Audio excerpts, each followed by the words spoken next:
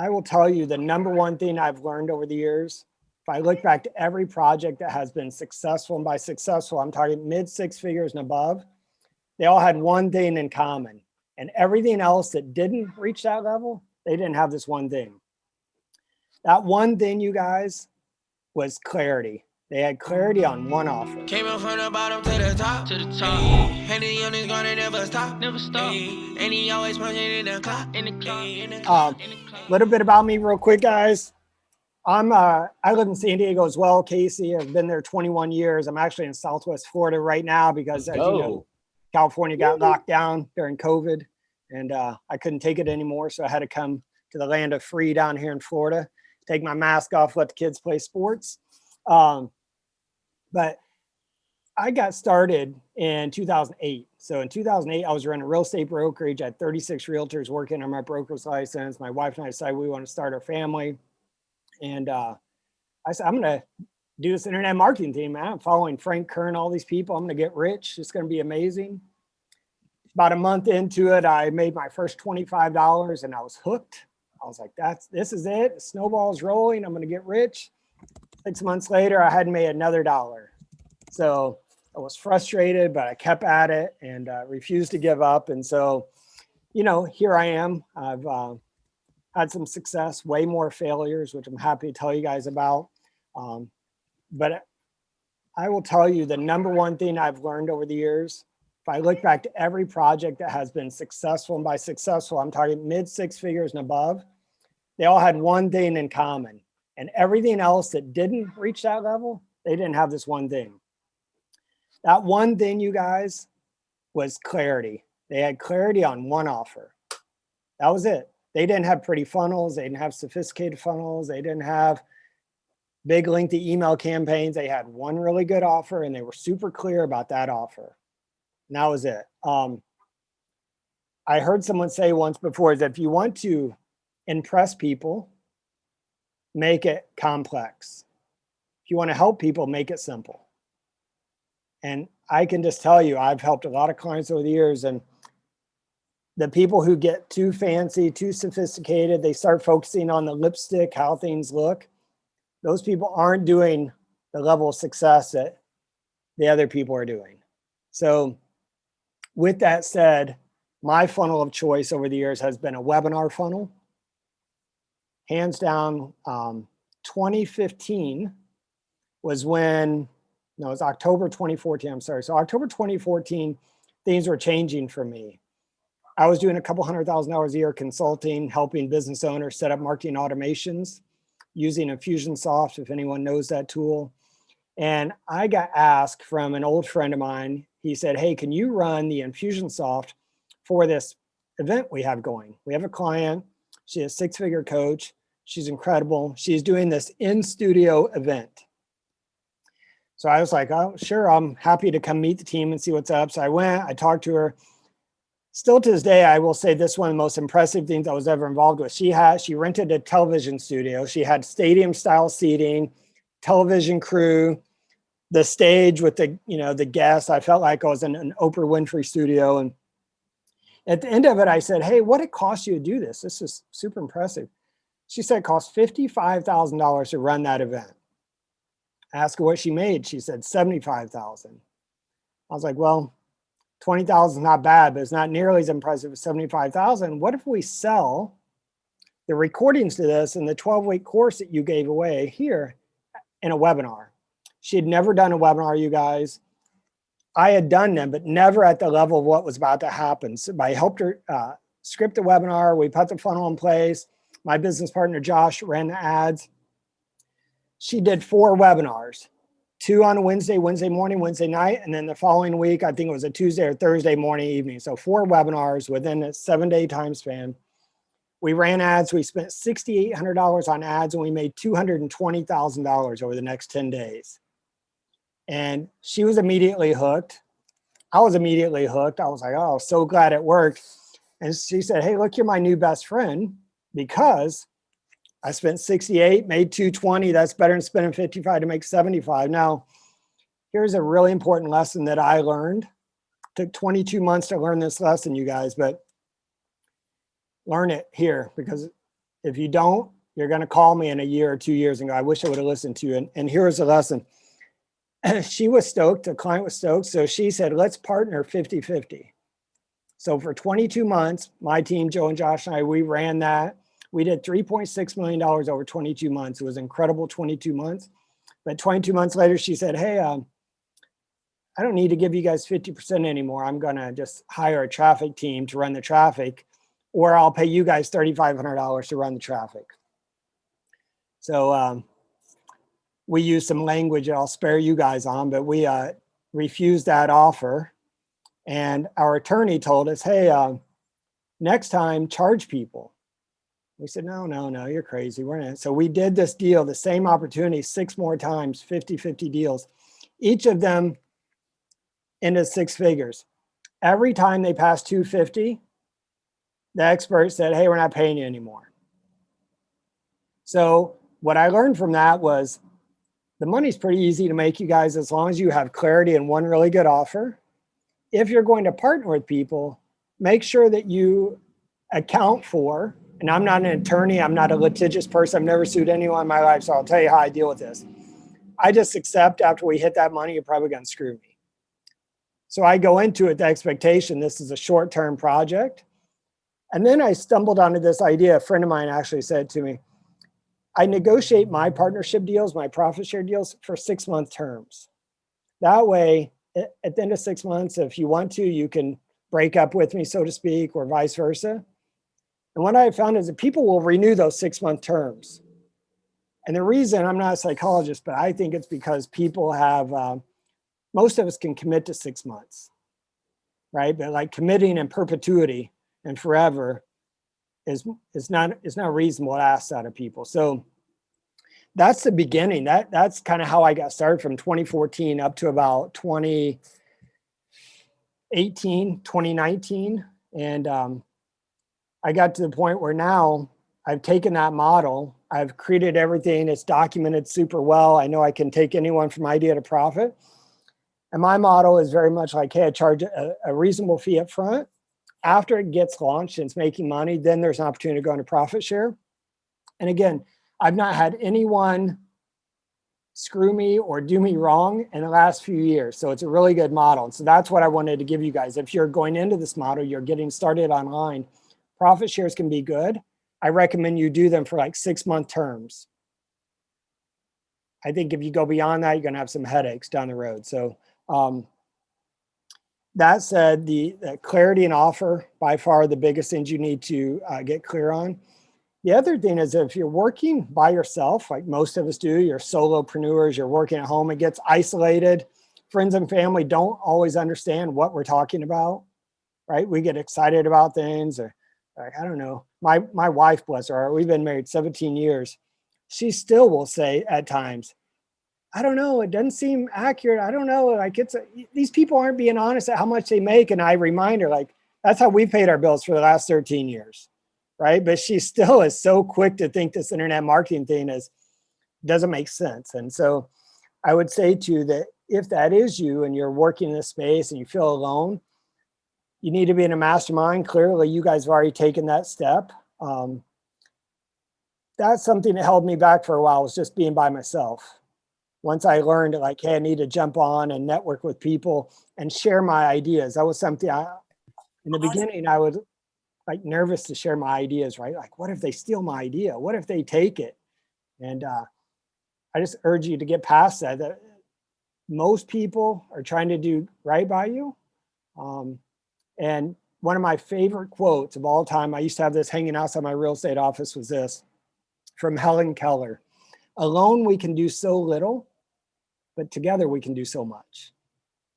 And man, it's true. And as long as you, just to tie back here, and then I'll move on to something else, is as long as you set it up that what's going to happen is meant to happen, and it's a learning lesson, right? That sets you up for success. And I drill that into people, make this point, because my partners, Joe and Josh, I mentioned earlier, they're a little more litigious.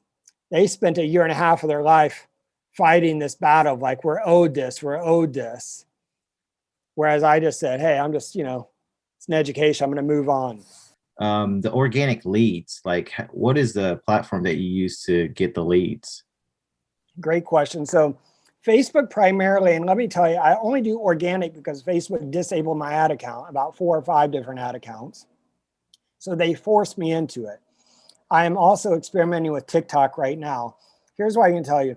It depends on what your offer is and where your audience is and which platform you're going to be comfortable on. So Facebook, I don't have to do any videos. I can just type and upload some images. Now, on Facebook, I use a little system. I call it the Uber method, because just like Uber, the car company, they don't own any cars. I don't own any Facebook groups.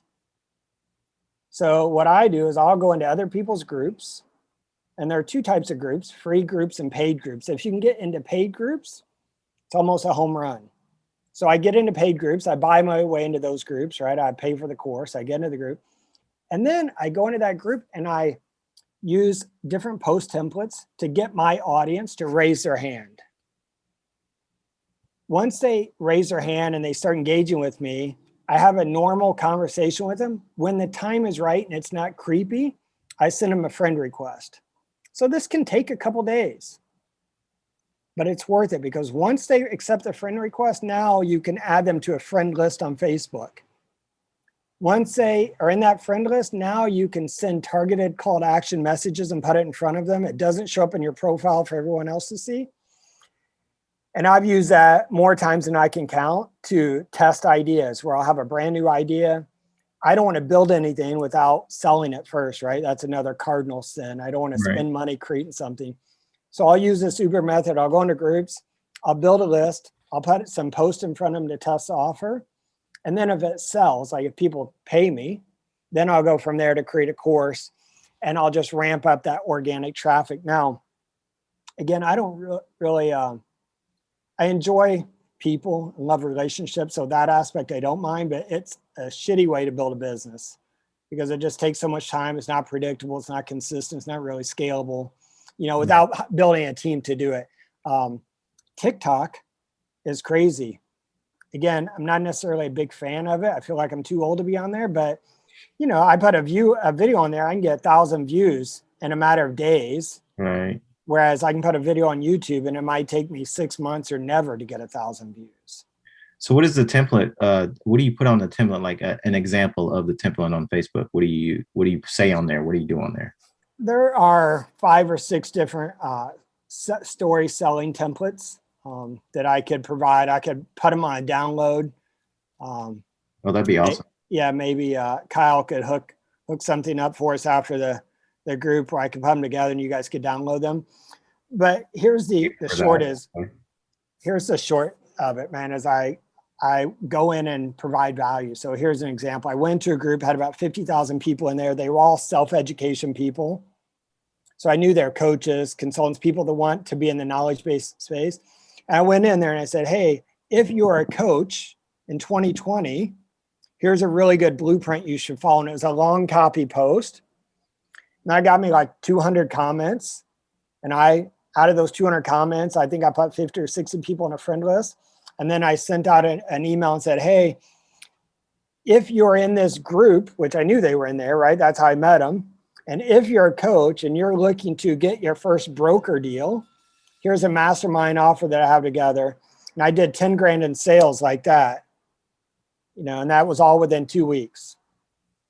So that's the model. So I can share those. There's 5 or 6 of those templates you guys could just take and fill in the blanks. Oh yeah, thank you so much for that. Awesome. When you went out and you did the internet machines and you went out, you bust your tail, you went and made it happen. You didn't wait for something to come look for you. You went and looked for it. I resonated with that.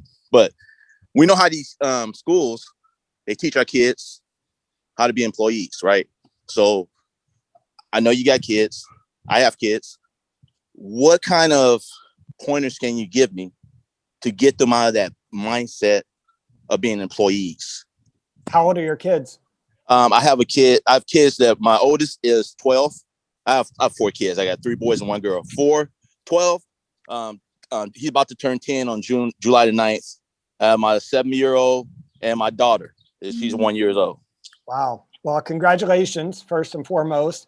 I will answer that question. It's a great question, and it might be the best question anyone asked. So you guys now, Raymond set the bar. You guys got to come up with good questions. So I was telling Kyle earlier, I have an 11-year-old boy and a 6-year-old boy. He's about to turn 7. And time freedom is important to me. I don't like jobs. I like to disconnect time from money, right? And so I've been focusing a lot to teach my kids my downfall. My downfall was this. I learned how to make money.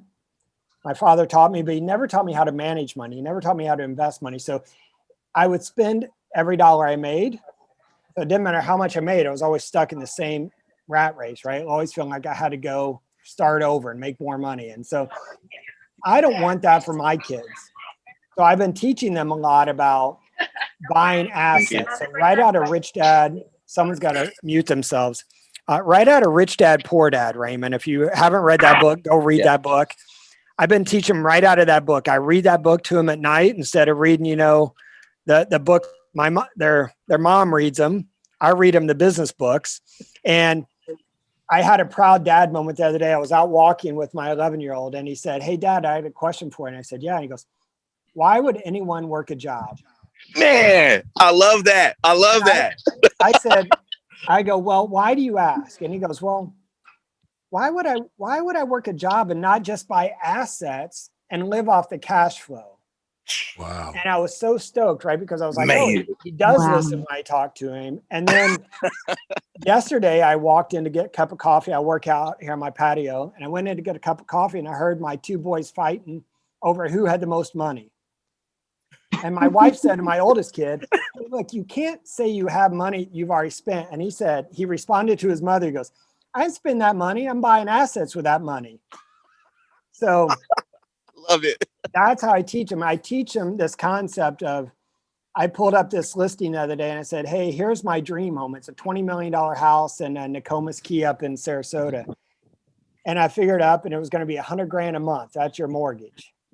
So I said to my kid, "Hey, what do you think about this house?" He's like, "I love it." He's like, "How much does it cost?" I told him, he's like, "I don't think we can afford that." And I said, "Well, here's the question is, it's not can we afford it, it's how could we afford it?" So what we figured up is all we got to do is have $35 million in apartment properties. That produces enough monthly cash flow to pay for it, right? And that's how I'm teaching my kids to think about. It's not can you afford it? It's like, how could you afford it? And what's the asset you're going to have to buy that's going to produce the cash flow to pay for that? And that's just been if I could do anything right now from this point forward and nothing else, I would focus on teaching this principle to the youth because I'm already 48, right? Half my life's gone. I want to teach it to the youth right now. That's how we change the world, I think. So I know you guys are all in a sales mastermind. So, right, you should expect or know that without sales, there's nothing, right? At a certain point, there has to be a sale made or we're all broke. And I'm not a sales person. I've never had any official sales training, but so I might get corrected here from the group. But to me, sales just solving a problem. If I can solve your problem, we're in business. That's true. Some people just look at it as you're trying to sell them something, even though here's my experience. I listened to them for about an hour. Whining. And all they want to do is just keep thinking of wine when I come up with a resolution that may cost them something. Well, I heard the training, Victor. You could use this if you don't hear these guys teach it, but I always ask people before they pay me any amount of money, have you tried anything before? And if it didn't work, why didn't it work? And if they answer with, that coach sucked, that program sucked, anything but taking responsibility, I don't work with them. And if someone would have told me that years ago, I would save myself so many headaches. Because when they start whining and blaming, you should just thank them for their time and never talk to them again. That's a chargeback waiting to happen. You either take responsibility or don't. So for those of you who want to teach your kids things, the money thing's one thing. I preach to my kids every day. Just learn to be accountable. Yeah, when you were saying how you did the outline for the blueprint, Mm-hmm. and then it was just the outline, and you went and took it to webinar, and you shot that for free, and then once everyone started wanting to buy in, how was it that you delayed it without looking like you didn't have it, and how'd you fake the front that funk for the first week? Yeah, it's a great question. Everyone asks that question. It's a fantastic question. Here's the first thing to understand is we're already used to buying things in advance, right? We buy a movie ticket in advance. We buy a concert ticket in advance. So we're used to it. But somewhere in the course creation mode, people kind of lost track of like that's acceptable. So people are used to it. And it's about expectations. So the way I did it is I came up with the week 1, we're going to talk about this, week 2, and I broke it up. It was 12 weeks, right? 90 days. I broke it up into WordPress, Facebook, Twitter, and YouTube. Those are the 4 topics in my 90-day program. And so what I did is I first went on to Facebook, 2011, and I posted, hey, all my realtor friends, I have a new course called 90-Day Blog Blueprint for Realtors. Here's what we're teaching. Let me know if you have any questions. People responded. Then I said, hey, cool, I'll jump on, do a free training. On that free training, I taught what these tools are, why they need them, and the how they had to buy the course, right? That's the secret of the webinars. You got to teach what and why, sell the how. Okay. So I did that. And then they were like, cool. And I said, hey, the first week, I'm going to teach it live. So when you're doing something as a beta launch or a founding member launch, you're doing it live because you haven't created it yet. Everyone loves live, just like we're here live right now, right? It's better than recorded. So nobody's mad. I'm like, hey, we're doing the first week, the first course next Tuesday. And now I knew because I had the outline what was going to be week 1. Okay. And so I did that. But then on that call, that's it, that catch. That's where, the magic happened, right? I was like, cool, we're here. Here's what we're talking about. It's great. What questions do you guys have about next week? And so all I had to do was go create content around that. Now, let me tell you something else that everyone does it now. In 2012, after the 90-Day Blog Blueprint, I created something called the Social Media School for Realtors.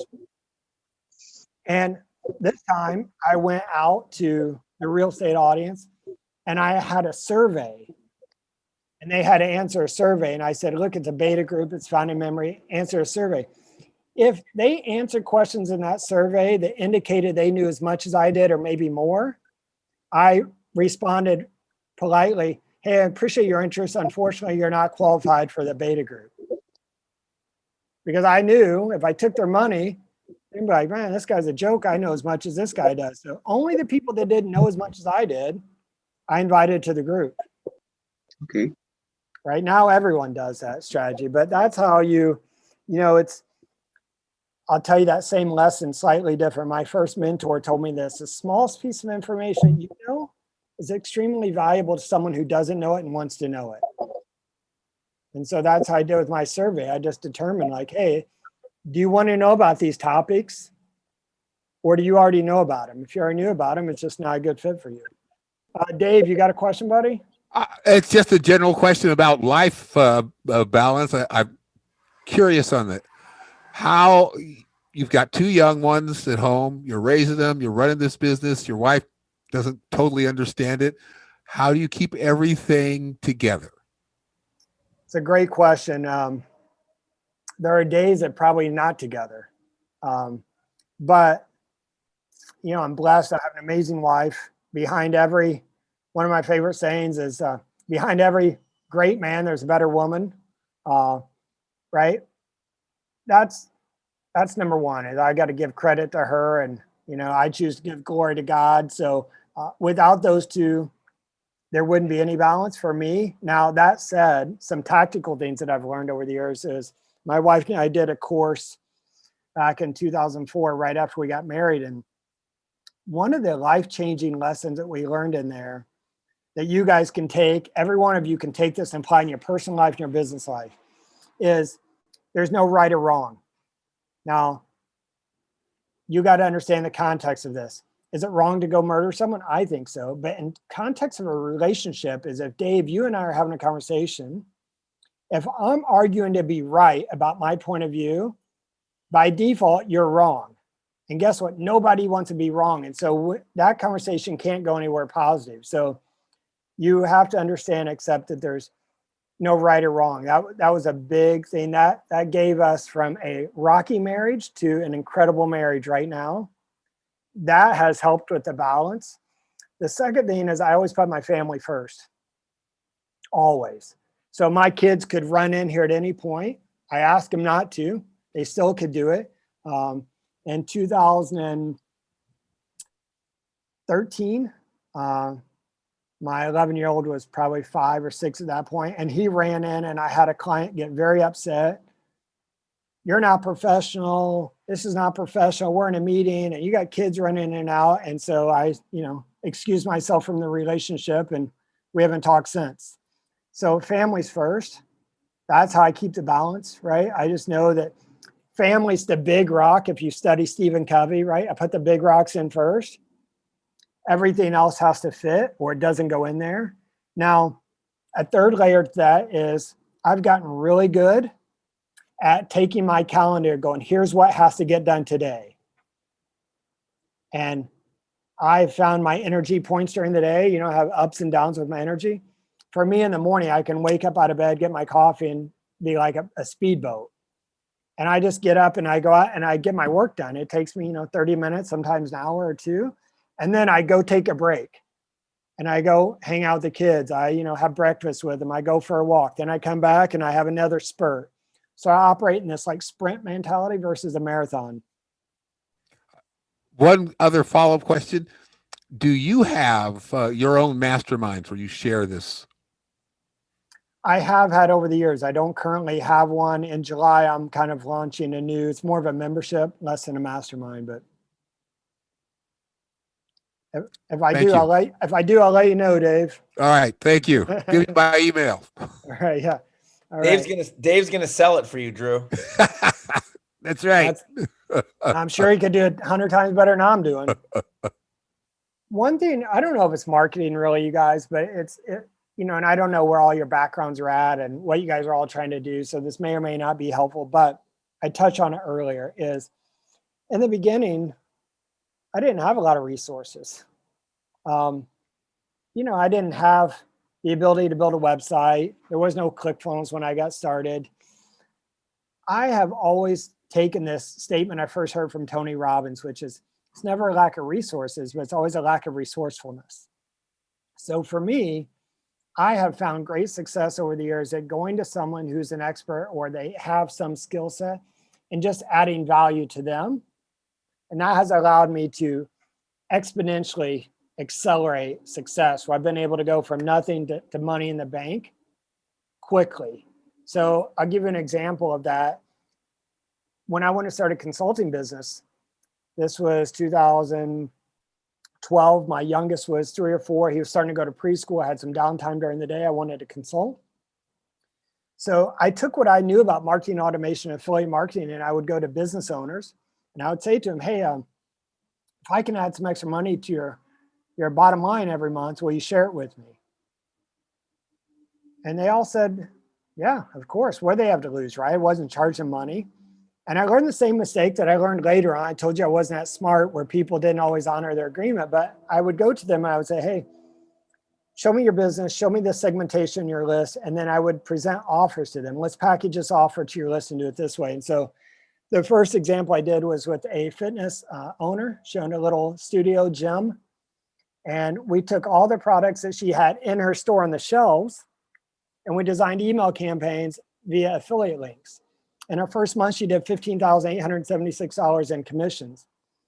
And I was supposed to get half of that. And she said, well, I can't give you half. That's too much. You didn't do anything. And so she negotiated down, and I was broke. I needed the money, so I took it. Now, I took that same model, you guys, to 24 business models. They all had varying degrees of success, and they all worked. And they all said the same thing. It's too much money. Can't give you all that money. But even when they negotiated it down, I still was making a really pretty penny. And they were right. I didn't really do anything, right? I didn't create products. I didn't write the emails. I just went and was like, hey, let's look at your list and let's send out this email and go to these places and sign up for affiliates. So if you are in that position where you're trying to get started, that's an amazing way to get started. I call it discovering the hidden profits in your business. And you can do it with anything. And so that's one thing that I would share with you guys that has worked incredibly well over the years when I needed money fast to go do that. This is Raymond. Just real quick on the webinar. What formula do you use for your webinars? I know Russell, he has that perfect webinar. Is that something that you use, or you use your own? You have your own formula? You know, we definitely have used that many, many times over. It's probably the easiest one to follow. So I'd recommend that you guys use that. The distinction I would say too that's tough or confusing if you use funnel scripts and their perfect webinar script is you have to understand the distinction between the three secrets, which is the first one is the vehicle, right? And the vehicle is not you. The vehicle is not your course. The vehicle, you guys are in a sales mastermind, right? So the vehicle could be sales, but it's not you making the sale. So the vehicle is number one, and you have to have stories and case studies or examples to tell about that vehicle. The second secret is the internal beliefs, which is the same for all of us, which is I'm not good enough. I'm not smart enough. I'm not pretty enough, right? It's always in here. I'm not this, I'm not that. The distinction is you have to have stories that you can tell that are specific to that limiting belief. And then the third one is the external belief, which is very similar to internal, but it's, I'm pointing the finger at something else, not at myself. I don't have the money. It won't work with my clients. It won't work in my neighborhood. You have to have stories to tell about that. And that's where people get tripped up when they do the perfect webinars. They go, this is the same question I just answered. And they are the exact same question, but it's the distinction. You're answering the questions and telling the stories about the vehicle specifically, or the internal belief, or the external. Once you get past that, then it's pretty easy. And because all you're doing is telling stories. So one of my clients was an NLP expert, number one NLP expert in the world. He had a great webinar. He'd done over $100,000 with this webinar over 18 months. And his traffic team came to me and said, hey, you know, you got a lot of credibility in webinars. Can you help? So I did an audit. And I said, good news is it's already done $100,000. The bad news is I changed everything about it. And so I re-scripted it for them. And they did $58,000 the first month. Now, here's what's interesting about it. David, the client, said, I don't think this is going to work, Drew. I'm not teaching anything. My webinar teaches everything. My webinar is 4 hours long. My clients love it, teaches them everything. So I said, well, just appease me, right? Do it this way. So he did it, $8,000 in sales later. He called me, he said, hey, thank you. Way more sales, right? We did half the sales in 1 month that we'd done in over a year. But he said, what I'm really perplexed about is this. I have dozens and dozens of people emailing me and saying that they learned more from that webinar than anything else I'd ever done. And so why is that when you didn't teach how to? The reason is the stories, right? They're transformational. That's where people had the real shift, was in transformation, wasn't teaching them how to do the technique. That's why they got to buy the course, right? To learn that. So that's something I would say when you do the webinars, get your secrets down, understand the vehicle, the internal and external beliefs, get your stories in line, and understand you're not teaching anything. You're just telling stories. Just know that when it comes to this online marketing, we've talked about a lot of stuff, but there's three things you got to do. Number one, you have to build an audience. That's number one, you guys. It doesn't matter if you're doing inbound, someone's building an audience for you. You have to then build your list. Again, if you're doing inbound, they're doing that for you. The next thing you have to do is you have to sell something. Seems like that's what your job is, to sell something. So I don't know that your question is even relevant to what you're doing to earn your income, right? So if you step out of this role and you go outside, then I think those questions become relevant. But right now, unless I'm missing something, if you're inbound closers and leads are coming in, and you don't need to worry about that Facebook Live and getting attention. Like you're But you kind of have to find you don't actually get to be a closer until you at least start off as a setter. Right, but the setter, are you going out and getting leads, or are they giving them to you? You would have to, and then there's some people that actually get sent leads, but then you have to set at least 5 appointments per week. So that's basically 1 lead per day. So even if they send you some, that's right, like so So let me cut you off. So here's the thing. all you have to do is build your audience. And you have to build your audience by this. You have to show people the mistakes they're making and the consequence of it. Then you have people's attention. That's it. And you can do that by going into Facebook groups, doing the strategy I shared with you guys earlier. You can do that by doing lives. Just know that you don't have to be an expert. You just have to say, here's a mistake you're making. Here's a consequence of it. And here's a promise. I'm going to show you how to not make that mistake so you don't have that consequence. Right? Don't get in your head about all the other details. Just find the mistake. So here's an exercise. Today, you guys get together with your mastermind and come up with all the mistakes people make. The people that you're supposed to be finding a set appointment with, what are all the mistakes they're making? And then come up with the solution for that. That's all you have to do. If you do that, you'll be able to get all the leads you want. Guys, what up? It's your boy Mike Barron. Thanks for checking out the YouTube channel. Truly appreciate it. Don't forget to subscribe. And if you forget, I'm going to come through this computer right now and I'm going to close you my damn self. Let's go. I'll see you at the top, y'all.